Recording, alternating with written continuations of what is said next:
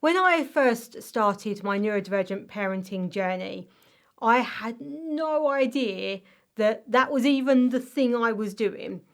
I had no idea what I was facing. I had no idea what was going on. I just knew that things weren't working as I expected them to, and I was facing challenges. And the more I started to realize I'm facing challenges, this isn't quite going how I thought it would, and the more I'm thinking I've got to change things, I've got to work this out, the more overwhelmed I felt. I couldn't see the wood for the trees. I didn't know where to start. And just gradually, very slowly, I started to unpick things and go on a journey of learning, exploring, understanding, which actually led me in the end to a postgraduate certificate in neurodiversity because of my work, because as a HR consultant, neurodiversity in the workplace was also coming up more and more often. I also realised that many years I'd been saying, oh, she's just like me. Yeah, she was, and neurodiversity, neurodivergent conditions, certainly in our case, are hereditary. And so all of this meant that I was going on this journey. I was learning to try and understand it, to try and work out how to support people. Not only was I trying to work out how to be a mum in this situation, I'd got more and more inquiries coming through around the workplace and how to support people in the workplace. So I also qualified as a workplace needs assessor. And it's all that, it's piecing all these bits together that I started to realise what I needed was a structure. I needed somebody just to say, try this, follow this structure, and it will work out, as opposed to just this enormous wealth of information on the internet, some of which is good and some of which is not so good, and just trying to pick through it and work bits out and just not knowing even where to start. So as a result of that, and particularly as a result of my work around workplace needs assessments, I started to notice there was a structure. There was something I was repeatedly doing to help work out how to support people. And a crucial thing that I really learned on this process is human nature. We want to jump to the end. We want to jump to the solution. We want to jump to, how do I help this person? How do I be a better parent? How do I help my child? What do I say to school that they need? And we can't do all that unless we really understand the problem.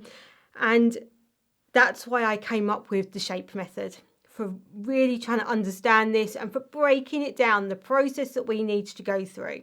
So what is the SHAPE method? Let me talk you through it very briefly. So we start at the top with SPOT. And SPOT is about spotting the challenges that our children are experiencing, or ourselves if we want to look at our own neurodivergence on this. It's spotting what they're seeing. Now, if you've watched my videos before, you'll see I've talked about the ADHD iceberg. This is partly about the top of the iceberg, so seeing what we're seeing at the top, but also trying to spot the things that we don't necessarily see. So meltdowns, for example, jump out at us as a parent because they're really challenging to deal with, but we might not see the challenges that our children have gone through before we've even got to that meltdown. So that's what we're really trying to spot, is what are those challenges, this under the surface bit. And certainly if children are a little bit older, but we can do this with younger children as well, so it's got to be age appropriate. Holding them with compassion. So these aren't judgmental conversations. These aren't like, why do you keep doing this? This is, I've noticed, or help me understand what's going on for you there. Now, as I say, as they get older, as they get language for it, this will become easier. Sometimes with young children, this step is very hard, and perhaps it's conversations with ourselves, with other adults that our children are around, to try and get those examples. But we have to understand what's going on, and it's why I talk about the ADHD iceberg. It's why I think this is such an important thing to understand, so that we're understanding not just the behaviours that we see, but also the challenges under the surface. Only then can we move to the next step, which is to assess. So that is to assess our environment. So the environment in the home, where are challenges coming in the home? Where can we change the environment for the child at home in order that we can make their life easier? Looking at their environment at school, what are the challenges that they're experiencing?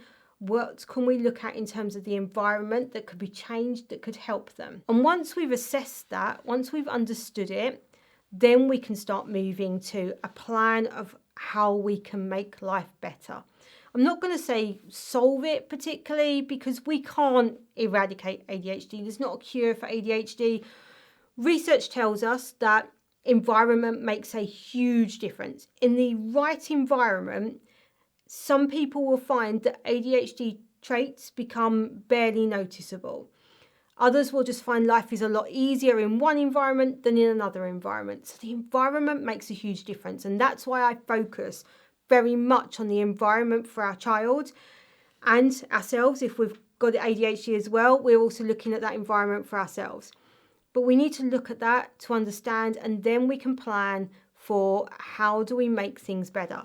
And if we've got ADHD or our children have, suddenly making a whole load of change overnight is probably going to overwhelm everyone and come crashing down. Don't try and do everything in one go. I've said that before in previous videos as well. Step by step. Let's do one thing first. Like, what's the one thing we can do nice and simple, quick, easy, will make a big impact? Let's do that one thing first. And then we got this cycle. And that's where the cycle idea came from as well, because we need to then look at, did it work? That thing that I thought I'd put in place, I saw an idea on the internet and I thought, oh, do you know what? That might work. Yoga balls. I think it was one I saw on the internet somewhere. I thought, okay, let's give it a try. Let's buy yoga balls, put them in the lounge, see what happens. It worked really well. Other things I've tried haven't worked quite so well. So it is important that we reflect, we evaluate, is it working, and then go back round that cycle. And obviously for our children, as they grow, things will change, their needs will change. That's normal part of child development. So we've got to constantly go around that cycle. But we can also do it for different things. So if you notice, for example, the after school overwhelm, you notice a meltdown after school, we start looking focused. Just focus on that bit. Don't try and do everything in one go. Just focus on that bit. If you notice getting out the house is a challenge, focus on that bit. And that's why I do videos on these each individual parts, to help you focus on them. And I will be starting in future videos to be talking through this in terms of the SHAPE method, the step-by-step, giving you specific examples with specific solutions to try things that might help in your situation as well. So I will go into this in a lot more detail. But if you're thinking this sounds really useful and I would like to start using this today, I have got a free guide of how you can use it. It's got a checklist in there. Details on screen now as to how you can get hold of that free guide. There's also links in the description below. So whether you do links, QR codes to get hold of it, please do get hold of it. In the meantime, hit the subscribe button so you don't miss a single future video. And if this video has been useful to you, hit the like button too. Thank you.